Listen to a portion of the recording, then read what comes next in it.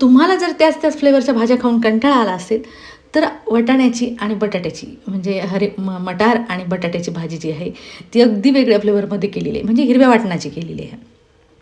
तर फ्लेवरला जर तुम्ही म्हणाला तर खूपच छान आहे आणि तुम्ही भातासोबत खा किंवा पोळीसोबत खा, फुलक्यासोबत कशासोबतही खा, पण खरंच खूप अप्रतिम चव आहे त्याची. तुम्ही एकदा कराल ना तर नेहमी या फ्लेवरची भाजी कराल. अशा पद्धतीची आपण भाजी केलेली आहे. तर करायलाही सोपी आहे आणि साहित्य काही जास्त लागत नाही. नॉर्मल आपलं किचनच्या डब्यामध्ये जे असतं त्याचमध्ये आपल्याला भाजी करायची आहे. तर अगदी सोपी आणि झटपट होणारी भाजी तुम्हालाही आवडेल अशा पद्धतीने आपण केलेली आहे. तर ती कशी करायची इथे बघणार आहोत आपण. त्यासाठी आपल्याला काय करायचं आहे, एक मिक्सरचं भांडं घ्यायचं आहे आणि त्यामध्ये आपल्याला मिक्सरचं भांडं घेतल्यानंतर त्यात टाकायचं आहे कोथिंबीर.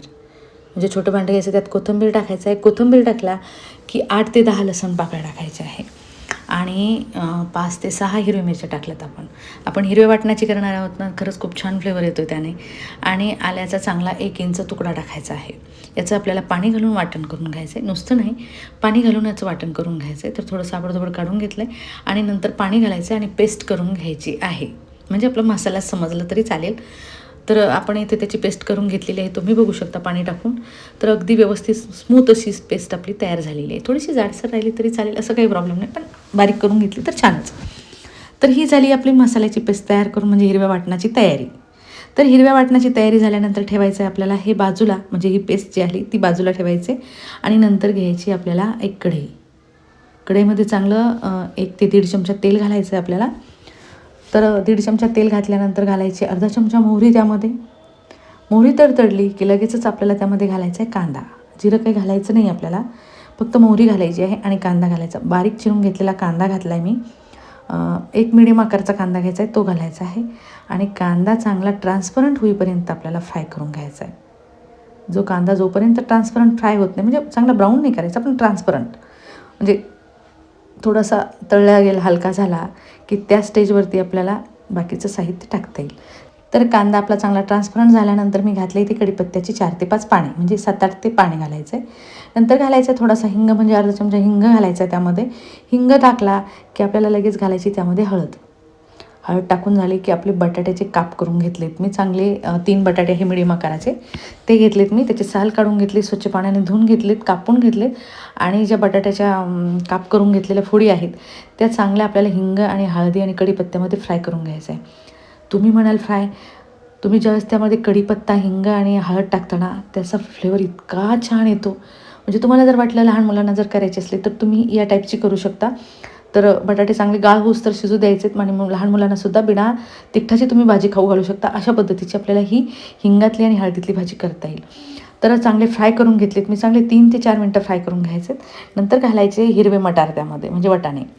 तर आता मार्केटमध्ये सध्या शेंगा मिळत आहेत आपल्याला, त्यामुळे काही अडचण नाही आहे. तर व्यवस्थित ते सुद्धा आपल्याला अर्धी वाटी घेतले मी, नॉर्मल जी वाटी असते त्या वाटीने अर्धी वाटी घेतलेत मी.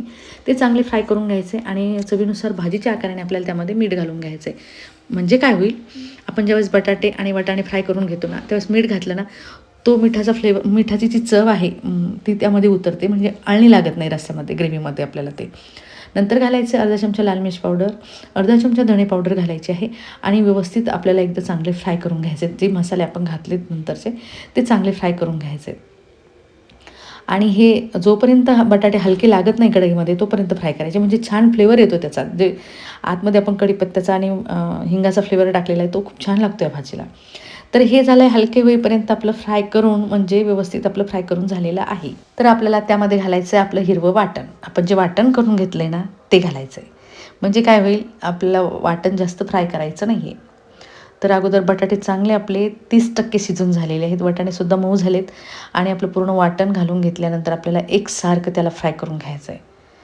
अगदी छान फ्लेवर येतो या भाजीला. तुम्ही म्हणाल आपण छोट्या छोट्या गोष्टी नाही करू शकत, आपल्याला वाटत नाही की आपल्या या फ्लेवर आपण अशा पद्धतीने केलं तर या भाजीची चव थोडी वेगळी येईल की किंवा अशी येईल, असं वाटत नाही, पण खरंच खूप छान येते. तर 2 मिनटं मी हिरव्या वाटणाचा मसाला फ्राय करून घेतला आहे, जास्त नाही पण 2 ते 3 मिनटं आपल्याला फ्राय करून घ्यायचं आहे. नंतर त्याच भांड्यामध्ये थोडंसं पाणी घातलं आहे आणि अर्धी वाटी आपल्याला यामध्ये पाणी घालायचं आहे.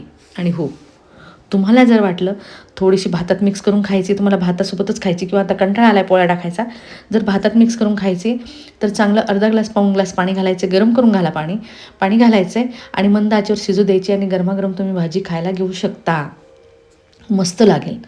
तर मी यामध्ये अर्धा ग्लास पाणी घातलं आहे. थोडंसं आपल्याला ओलावा पाहिजे, म्हणजे थोडीशी ग्रेव्ही पाहिजे. तुम्हाला जर वाटलं प्रवासात न्यायची थोडी सुकीही करता येईल, थोडं पाणी कमी घालायचं आणि मंद आचेवर शिजू द्यायची आहे. पण तुम्हाला भातासोबत, पोळीसोबत, कशासोबत ग्रेव्ही जितकी हवी असेल तितकं तुम्ही आकाराने त्यामध्ये पाणी घालू शकता. असं काही नाही की इतकंच पाणी असलं पाहिजे. तर इथे रसरशीत अशी मस्त अंगापुरता ग्रेव्ही झालेली आहे आणि आपण झाकण ठेवून चांगली शिजू दिलेली मंद आचेवर. तर शिजल्यानंतर आपल्याला अजून शिजलेली नाही, थोडीशी चमचेच्या साहाय्याने मी बटाटा कुस्करून बघितला आहे, तर अजून काही व्यवस्थित शिजलेला नाही आहे. तर मी काय करणार, थोडंसं गरम पाणी करून त्यामध्ये घालून झाकण ठेवून परत त्याला मंद आचेवर शिजू देणार आहे. म्हणजे काय होईल, आपल्याला थोडीशी ग्रेव्ही पण राहील आणि मंद आचेवर शिजल्यानंतर आपल्याला म्हणजे शिजायपुरतं पाणीसुद्धा राहील आणि खायला पण छान लागेल.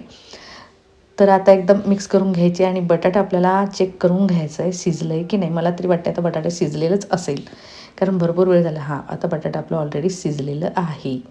तर मस्त मऊसूत असं बटाटा झालं आहे. पण तुम्हाला जर वाटत असेल की आपल्याला थोडीशी ग्रेव्ही हवी असेल तर गरम पाणी करून टाकायचं आणि मंद आचेवर एक उकळी येऊ द्यायची, बस, बाकी काहीच नाही. तर इथे तुम्ही बघू शकता मस्त बटाटा शिजून झालं आहे आणि ग्रेव्ही पण आपली जशी पाहिजे मला तशाच टाईपची झालेली आहे. तर अगदी मस्त रसरशीत आणि काय म्हणतात त्याला, तुम्ही टिफिनमध्ये न्यायला पण खूप छान आहे, प्रवासात न्यायला पण मस्त भाजीचा फ्लेवर लागेल तुम्हाला. नक्कीच ट्राय करून बघा. अगदी सोपी आहे करायला, खूप काही वेळ लागत नाही करायला, त्यामुळे कमी साहित्यात होणारी आहे. तर तुम्ही दररोज भाजी करताच तर आज ही भाजी नक्कीच ट्राय करून बघा. तर आता ताट वाढून घ्यायचं आहे. ताट वाढून घेताना ताट बघल्या क्षणीच काय म्हणतात ना, मनाची तृप्तता झाली पाहिजे, तशा पद्धतीचं आपल्याला ताट वाढून घ्यायचं आहे. मस्त कांदा घेतला आहे, लिंबू घेतलं आहे सोबतीला आणि गरमागरम भाजी वाढून घेतलेली आहे मी. मस्त कोथिंबीर टाकला आहे वरतून आणि गरमागरम, हां, थंडीच्या दिवसामध्ये गरमागरम भाजी खायची आणि गरमागरम पोळी खायची मजाच खूप वेगळी आहे. त्यामुळे मी इथे घेतले गरमागरम वाढून आणि मस्त कोथिंबीर घातला आहे वरतून आणि भाजी पण तुम्ही बघू शकता मस्त क्वांटिटी झालेली आहे आणि खरपूस अशा पोळ्या भाजून घेतल्या थोडंसं तेल लावून. छान झाल्यात माझ्या पोळ्या पण आणि मस्त खायला गरम गरम पोळी भाजी आणि गरमागरम राईससुद्धा केला आहे मी. जिरा राईस नाही केला, नॉर्मल राईस केला आहे. तर तो पण छान लागेल तुम्हाला. जिरा राईस आवडत असेल तर तुम्ही जिरा राईस पण करू शकता. पण मस्त पोळी भाजी आणि भात, आहा, मस्त जेवण झालं आहे. तर आजच ट्राय करा. हे करायला तुम्हाला खूप काही अवघड नाही आहे. तो आपण स्वयंपाक करतोच, पण हे ट्राय करून बघा, म्हणजे तुम्हालाही कळेल कसं झाला आहे स्वयंपाक आणि तुमची भाजी पण कशी झाली. तर बघल्या क्षणीच जेव्हा असं वाटतं ना, असं स्टार्ट केलं आहे मी आणि काही जास्त वाढलेलं नाही. मस्त कांदा लिंबू घेतला आहे सोबतीला, भाजी घेतली, भात घेतला आणि गरमागरम पोळ्या घेतलेल्या आहे, बाकी काही नाही. तर ही भाजी अगदी सोपी आहे आणि पटकन होणारी आहे. तर नक्कीच ट्राय करून बघा आणि ट्राय केल्यानंतर मला कमेंटमध्ये कळवा. तुम्हाला जरी माझी भाजीची रेसिपी आवडली असेल आणि तुम्ही माझ्या चॅनलवर नवीन असाल तर माझ्या चॅनलला सबस्क्राईब, लाईक, शेअर, कमेंट करायला विसरू नका. तर चला भेटूया अशा सोप्या सोप्या आणि झटपट होणाऱ्या रेसिपीसोबत. तोपर्यंत बाय.